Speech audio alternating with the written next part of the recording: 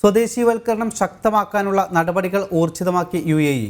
സ്വദേശികൾക്ക് മാനവ വിഭവശേഷി സ്വദേശീവൽക്കരണ മന്ത്രാലയവും വിദ്യാഭ്യാസ മന്ത്രാലയവും നാഫിസും സംയുക്തമായി പരിശീലന പദ്ധതികൾക്ക് രൂപം നൽകി. യോഗ്യരായ സ്വദേശികൾക്ക് തൊഴിൽ പരിശീലനം നൽകിയ ശേഷമാകും നിയമനം.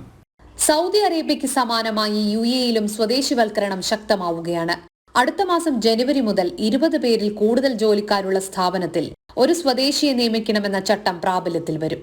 പുതുവർഷത്തിൽ ആരംഭിക്കുന്ന അധ്യാപക തസ്തികകളുടെ സ്വദേശിവൽക്കരണത്തിൽ 2024 മാത്രം 1000 പേർക്ക് നിയമനം നൽകുകയാണ് സർക്കാർ ലക്ഷ്യം.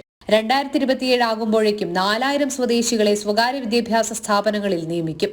സ്കൂൾ, ഓഫീസ് അഡ്മിനിസ്ട്രേഷൻ, സ്കൂൾ പ്രൊഫഷണലുകൾ, അറബിക് ഭാഷാ അധ്യാപകർ, സാമൂഹിക പഠനം, ദേശീയ വിദ്യാഭ്യാസം, നഴ്സറി അധ്യാപകർ, വിദ്യാഭ്യാസ കൌൺസിലർ എന്നിവയ്ക്ക് പുറമെ സ്ഥാപനങ്ങളുടെ നേതൃപദവികളിൽ സ്വദേശികൾ വരുന്ന വിധത്തിലായിരിക്കും സ്വദേശിവൽക്കരണം.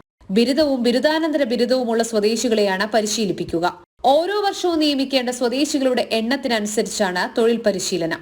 പരിശീലനം പൂർത്തിയായാൽ തൊഴിൽ കരാറിന് രൂപം നൽകും. പദ്ധതി നടപ്പാക്കാൻ ഉയർന്ന വിദ്യാഭ്യാസ സ്ഥാപനങ്ങളുമായി നാഫിസ് ധാരണാപത്രം ഒപ്പുവെച്ചു. ജനം, ദുബായ്.